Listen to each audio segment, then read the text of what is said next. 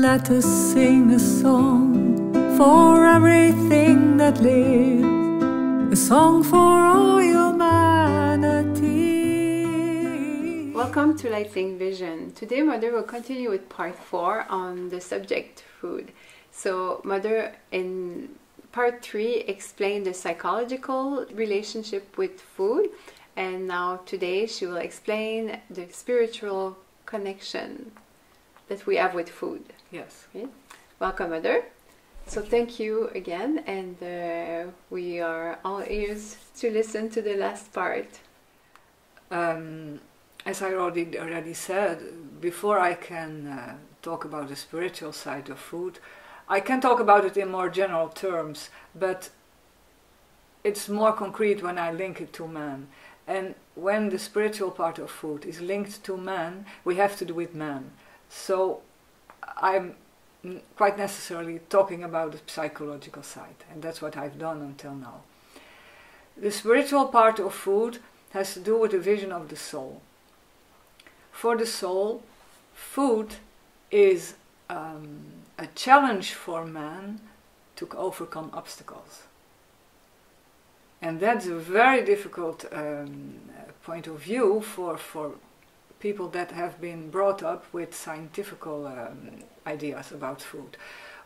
In our mundane scientific point of view, from that point of view, food is something that man takes in, and then it will end up being a part of his body.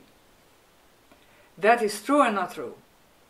What this science does not know is that before this food I take in my mouth goes through the stomach, the bowels, before this food gets into the blood and becomes a part of the whole of my body, it has gone through a phase of complete destruction. So I take in food and I have to destroy it completely till the last particle, and then it will pass into my body and it will be mine. Because the destruction that my soul and my spirit undertake in my body to destroy food and to make it mine has to do with taking away the power of food over me and making the food obey to me. Because normally food outside in nature has its own structure, its own way of being, of growing, of developing.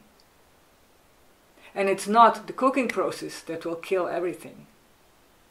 Still, we have a way of saying that says, food has been cooked to death, and that never is a good sign. If you eat food that has been cooked to death, there is nothing in it anymore. No. So you can say that when you take in food, there's something left in it, some vitality, something that we call alive, something alive. Now that part of food that is alive has to be destroyed in man, in the depth of his bowels, before the blood can take it up and make it mine in my body. Because my body is what I am and not what this food is. So when Hippocrates says, you are what you eat, I say yes. When I am able to destroy my food in myself till the last particle and make it mine. And that's what happens from a spiritual point of view. But to destroy this food till the last particle so that it can enter the blood and become me, my body, which is part of me, I need a power in myself. And this power, this life force, is linked to my psychological makeup. The life force, which is a general force, like the force of the strength or the power of the sun. It's general, but it becomes a part of me when it enters me, and it has to do the work on the food, and it will transmit my strength and my weaknesses in some way in this process of destroying food.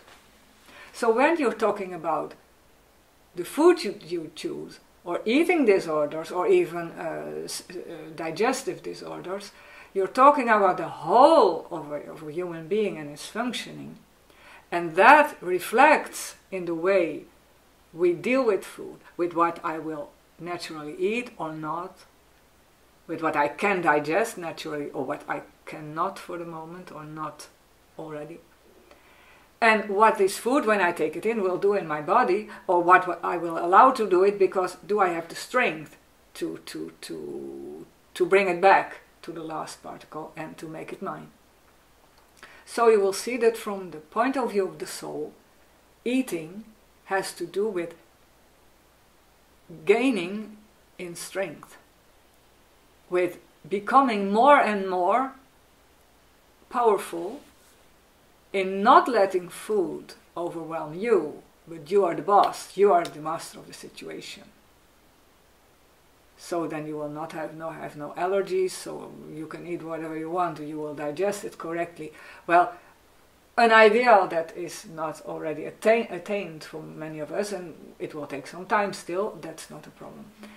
But we have to know that basically the goal is that we become masters over the food, and not the food is deciding on what I can or can't eat, and how it works in my body, can I digest it or not. So I would say, if you have eating disorders, or you are disharmonious in one way or another with food, you eat too much, not enough, or you have digestive problems, take this as a sign, a mirror in the whole of your life, and look what it is connected with. Can you give us an example? For example, many people are... It's a very basic example. For instance, many children with asthmatic problems, not always, we cannot make a general judgment about it, but very often have allergies for milk products. And a mother that's very overwhelming, that doesn't leave them much space for growth or being themselves. It is not always, so you cannot say that to everybody. But what I should say, it's if a child has asthmatic problems and has a food allergy, try to see this in the whole of his functioning and look at the relationship with his mother, with his father, with his brothers and sisters, and try to find a solution in changing the conflicts the child has in the family, in his life. And then you will see that also the physical and the food problems will very probably ameliorate. But you can have that in many forms, in many ways. Nowadays you also have gluten-free diets, people that cannot digest gluten or have difficulties to digest it. I cannot judge it, but I would like to say to those persons, don't take on this diet for the rest of your life, but see it as a challenge to overcome this obstacle. They will tell me, yes, but the bread nowadays is American wheat, and that is pumped up with all kinds of chemicals, it's unhealthy, you do not have to eat that kind of bread. You can eat wheat that has been organically grown and that is healthy, but not in moderate amounts. What is true about gluten-free is that in the past man ate a bigger variety of cereals, and before he started eating mainly wheat, he took into him other cereals. I would say one of the answers for gluten-free is perhaps taking a bigger variety of cereals and not taking out completely, on the long run at least, perhaps for a short time, but on the long run we should be able, that's the ideal, to digest everything, all the cereals. take one solution is to eat many more kinds of cereals, not only wheat, but also barley, also millet, also quinoa if you want to, also maize. There are so many cereals that we do not eat on a daily basis in the form of flour or the cereals cooked. We eat wheat, we eat bread because it's easy. That doesn't have to be. I think you can overcome a gluten problem if you take organic wheat in moderate amounts and you eat also every day other cereals and even a good equilibrium between the different kinds of cereals. That might be, in most cases, already an answer for the problem. So I would like to underline food, eating habits and the difficulties you have on this level in the whole of your psychological functioning and the whole of your progress as a soul in this world. And do not see difficulties on the food level as separated from the rest of your life. Because the difficulty you have with your children, your husband, your wife, your boss, you will find back in the way you are dealing with food. So see food as a way of progressing through the whole of your challenges in your life. And try to analyze it without being too overly critical. And say, yes, why do I do it this way?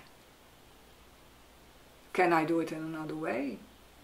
But don't deny it, don't suppress it. Let it be, let food make part of the process. But don't say, well, I can't digest this, so I won't take it anymore. No, stay in the process. Today it will not, it doesn't work. Let's go on. Let's see how it fits in the rest of my life, in all my challenges, where are my difficulties. And I will see, perhaps in time, it will go better. That's a more open view. And that is less restrictive, because even with our healthy diets nowadays, and I don't talk about organic food because that has to do with growing food, and that's always more healthy if it's in an organic way. But what people eat and what they don't eat, there are so many trends: keto, gluten-free. I'm not against it, but it's a growing process. So do not say, well, I cannot eat this and that is forever. No, now, today, perhaps it doesn't work, but I try to work on that this problem can be solved. So food is part of the process. It's like their messages too. That's it, their messages too. And the soul uses this food, this digestive work that we do every day to help us come further and grow. And that's how we should see it. And we should keep in mind spirit over matter. And spirit is, at the end, always over matter. But that might be a work for you, to let the spirit come in and do his work. That's the road. Thank you, that's amazing. Thank you, Mother. So I hope that you enjoyed this video and that you will subscribe so you don't miss the next one. We'll have many other topics with Mother. And listen to the beautiful song at the end, and we'll see you very soon. Have a nice day. Let us sing a song for everything that lives, a song for all humanity. Let us sing a song for everything that grows, members of one family. How can we forget why we're here on earth, sharing all the good and bad? How can we forget the one who gave us birth? Can't we try to understand? Sing a song for the world, sing a song for all that's living, a song for all humanity that's longing for a world in peace, a song for the world. a song for all that's living, a song about a light that shines, that takes away the darkness and despair.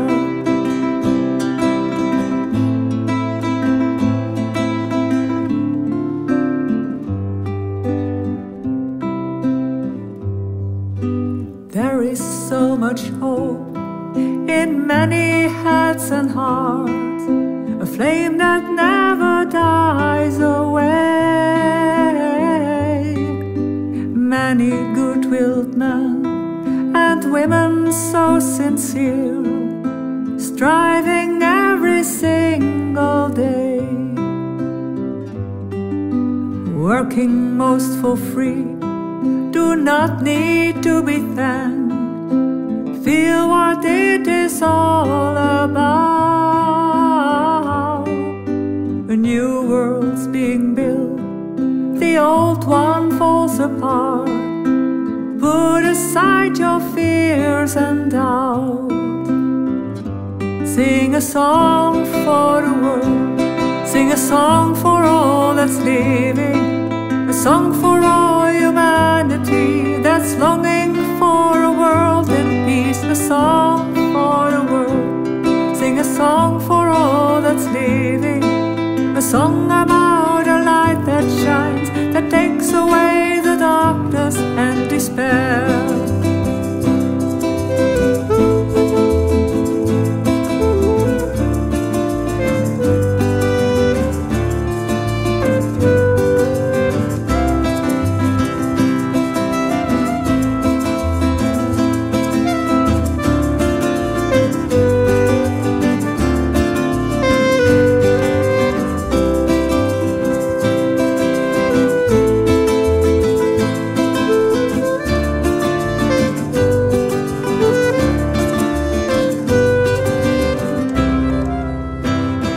Sing a song for the world, sing a song for all that's living, a song for all humanity that's longing for a world in peace. A song for the world, sing a song for all that's living, a song about a light that shines, that takes away the darkness and despair.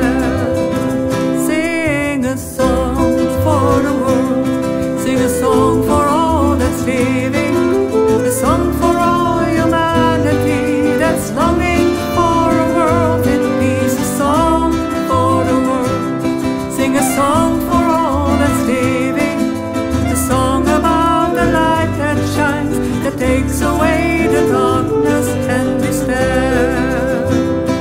Sing a song for